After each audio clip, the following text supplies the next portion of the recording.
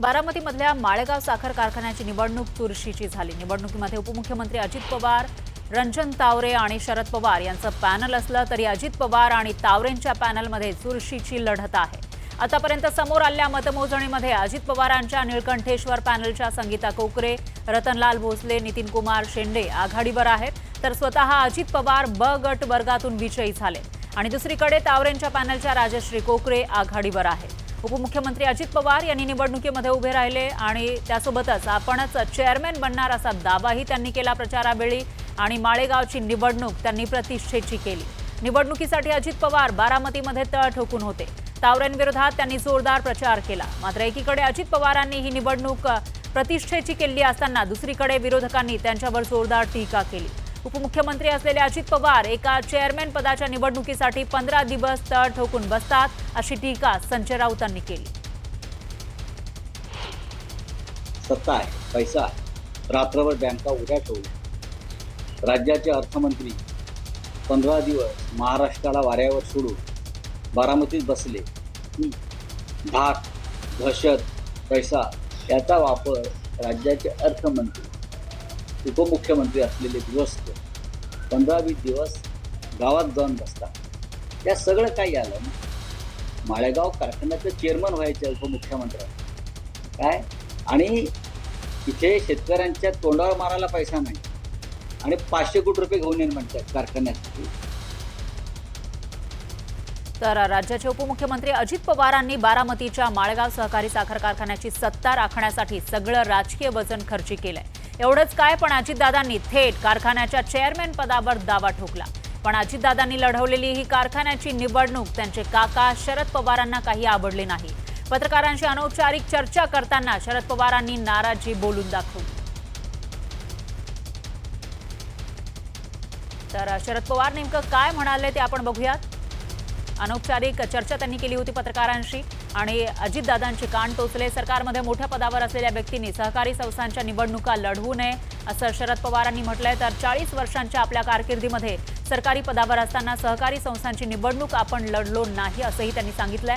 विरोधकांना काही अडचण आली तर सरकारी पदावरील व्यक्ती जो कारखान्याचा प्रमुख असेल तो विरोधकांना न्याय कसा देईल असा सवालही शरद पवारांनी विचारला।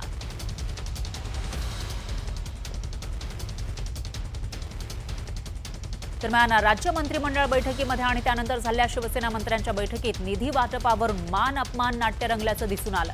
राज्य मंत्रिमंडळ बैठकीमध्ये आणि शिवसेना मंत्र्यांच्या बैठकीमध्ये शिवसेना मंत्र्यांनी अर्थमंत्री अजित पवार यांच्या खात्याकडून होणाऱ्या निधी वाटपावर नाराजी व्यक्त केली।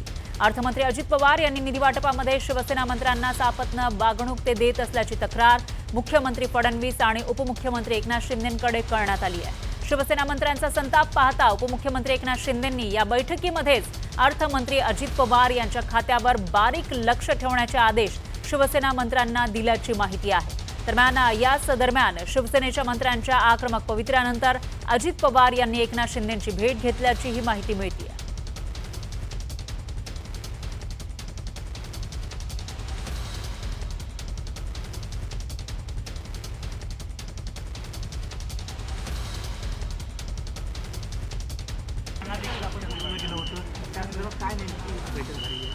नाही, आपल्या शिवसेनेच्या मंत्र्यांची रेग्युलर बैठक झालेली आहे। त्यामध्ये आढावा समोर आता निवडणुका आहेत या संदर्भात देखील चर्चा झाली। स्थानिक स्वराज्य संस्थांच्या त्या जिल्ह्यातल्या पालकमंत्र्यांच्या बरोबर त्या भागातल्या निवडणुकांच्या बाबतीमध्ये नियोजनाच्या बाबतीमध्ये बैठक झालेली आहे।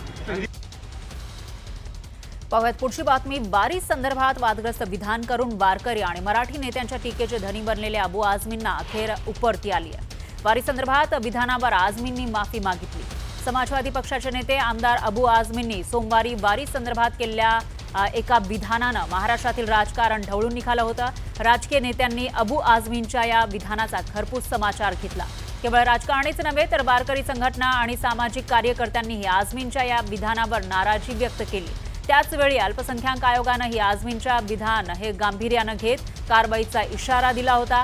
वारकरी, राजकीय मंडळी आणि अल्पसंख्याक आयोग अशा तिहेरी हल्ल्यानं अखेर अबू आझमींचं डोकं ठिकाणावर आलंय आणि आपली वारी संदर्भातील विधानं चुकल्यानं त्यांच्या लक्षात आलं आहे। तर त्यामुळेच मंगळवारी अबू आझमींनी जाहीर माफी मागत हा वाद मिटवण्याचा प्रयत्न केला.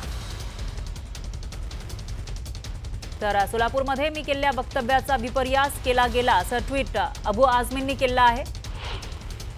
अबू आझमी यांनी माफी मागितलेली आहे आणि या ट्विटमध्ये ते म्हणतायत, सोलापूरमध्ये मी केलेल्या वक्तव्याचा विपर्यास केला गेला. वारकरी संप्रदायाची भावना दुखावली असेल तर मी माझे शब्द मागे घेतो असं अबू आझमींनी ट्विटमध्ये लिहिलंय. मी एक आदर्श समाजवादी आहे आणि नेहमी सर्व धर्म, संस्कृती, संत आणि त्यांच्या परंपरांचा आदर करतो असंही पुढे ते म्हणतायत. माझ्याद्वारे वारीचा उल्लेख फक्त मुस्लिम समाजासोबत होणाऱ्या भेदभावाबद्दल होता असंही त्यांनी या ठिकाणी नमूद केलंय. कोणत्याही प्रकारची तुलना नाही आणि माझी मागणी कोणत्याही रूपात अनुचितही नव्हती असंही या ठिकाणी अबू आझमींनी लिहिलेलं आहे. तर आम्ही उपेक्षित समाजाच्या हक्कांसाठी, आदरासाठी आणि समानतेसाठी जोरदार लढत राहू, परंतु देशाच्या एकतेशी कधीही तडजोड होऊ देणार नाही असंही पुढे आझमी लिहित आहे. आणखी एक मोठी बातमी आहे.